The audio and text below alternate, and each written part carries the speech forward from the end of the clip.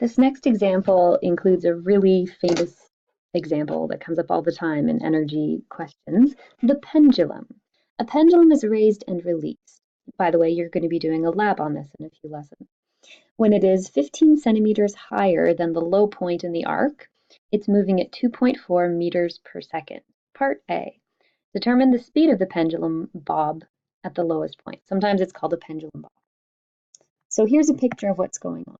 Again, this is something you'll be doing really soon. At the lowest point, the pendulum is hanging straight down. At the highest point, the pendulum is not moving, but at the highest height, it will be above the ground.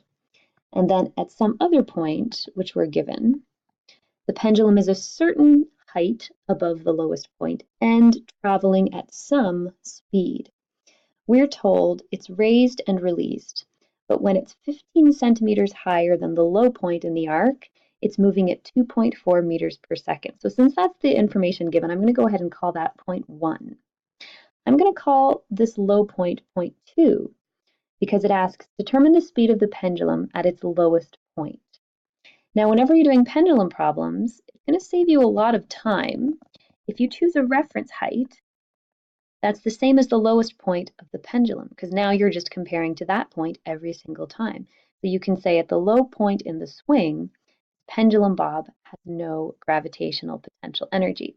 At point 1, it has some combination of gravitational and kinetic energy.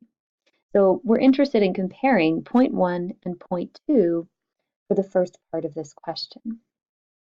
So for part A, I'm going to write down that the total energy at point 1, 15 centimeters above the ground, maybe I'll include that information here. Height 1 is 15 centimeters, which is 0.150 meters, because remember, we're going to convert everything to meters. So the total energy at point 1 has to be equal to the total energy at point 2. At point 1, since I'm not dealing with springs, the pendulum is going to have some combination of gravitational potential energy and kinetic energy.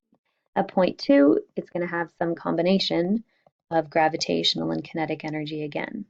Now I can take a look at that equation and I can say, well, at point 2, since it's at the lowest point in its motion, it does not have any gravitational potential energy.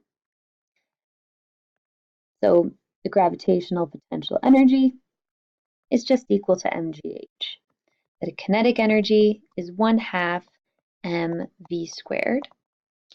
And that's the same at point 2, but I'm going to use subscripts to differentiate between the speed at point 1 and the speed at point 2. So if you have a look at this equation, something really handy pops out. Every single term has a mass in it. So if I divide both sides of this equation by m, every single m will cancel.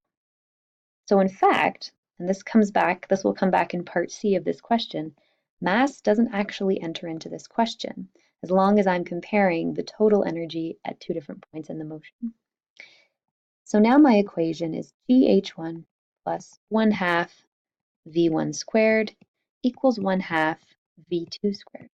I'm interested in v2, the speed at the lowest point in the swing. So I'm going to multiply now both sides by 2. And I will also take the square root. You can sub in numbers right away if you like, that's totally fine, but I'm going to go ahead and rearrange. So I'm taking the square root of both sides so that now I have v2 is equal to 2 times g times the height, 15 centimeters, plus the speed at 15 centimeters, which is 2.4 squared, and that's going to give me the speed at the lowest point, which will be the maximum speed in the entire swing. So now I'll substitute in some numbers. G is 9.81, h in meters is 0.150, that's 3 significant figures. The speed only has 2 significant figures, it's 2.4 meters per second. That first term is going to be equal to 2.943. Since I'm dealing with 3 significant figures, I'll draw a little arrow at the hundredths place. 2.4 squared is 5.76. I only have two significant figures there, so I'll draw a little arrow at the 10th place. When I add up those two numbers, I get 8.703, and my least precise decimal place is the 10th place. I'm going to have to round here eventually, which means when I take the square root, I get 2.95, again, rounded to two significant figures, so that's equal to v2. Therefore, the speed at the lowest point in the swing is 3.0 meters per second. Now let's go back up and we'll look at part B. Determine the maximum height that the pendulum will reach. That's often the next follow-up question in pendulum questions like this. So now I'm going to label this as 0.3, and this height here is h3. Since this is the highest point in its swing, it's not moving at this point, it's instantaneously stopped, so there's no kinetic energy at that point. Now, what I'm going to do is I tend to always compare, don't know why that came out green. I always compare whatever I'm looking for in the question to what I was given. Even though I've already calculated the speed at the lowest point, I tend to not use that in a follow-up question if I don't have to, because what if I got that wrong? Then I'm going to propagate that error. So I'm going to again compare 0.1 now to 0.3, the highest point in the swing, which, by the way, doesn't matter if I'm looking on the left or the right side of the swing, since I don't care about vectors. So I've got some gravitational potential energy and some kinetic energy at 0.1. At 0.3, maybe I have both, maybe I only have one of them. Now I take a look and I say, well, at 0.3, it's at the highest point, so there's some gravitational potential energy, but no kinetic energy. So I'll expand.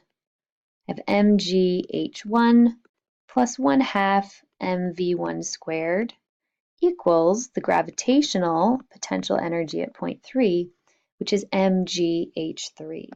I take a look at that equation. I have an m in every single term. And because I have an m in every single term, I can divide both sides by m, which will simplify my equation a little bit. So I get gh1 plus 1/2 v1 squared equals gh3. So in order to rearrange for h3, I'll just divide both sides by g. In this case, that gives me gh1 plus 1/2 v1 squared over g.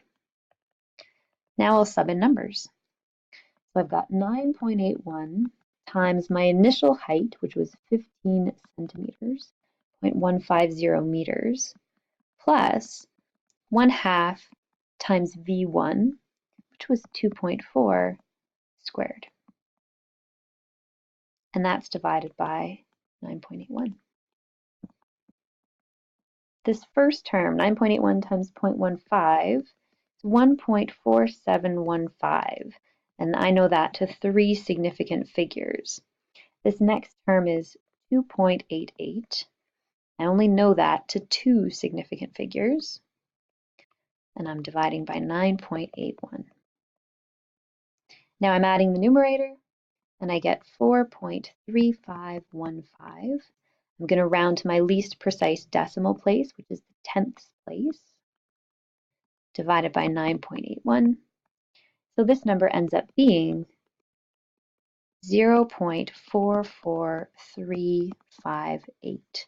And I'm going to have to round to two significant figures since I only had two significant figures in my numerator.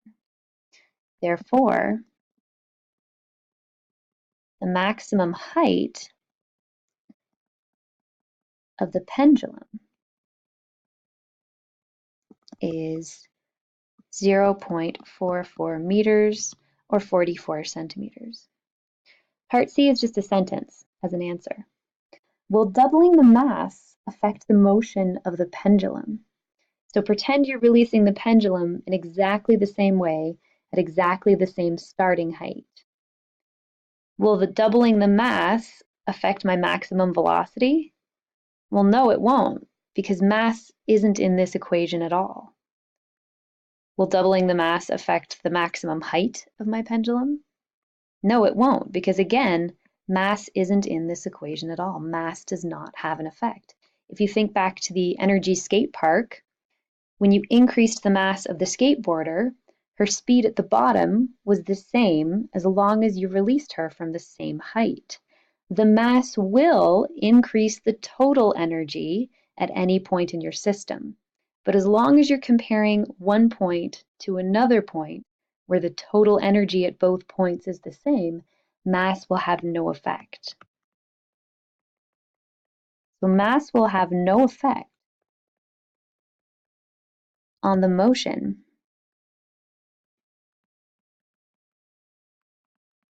of the pendulum,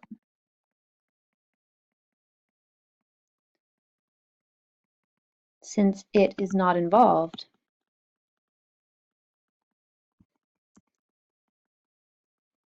in the calculation of V or H at any point.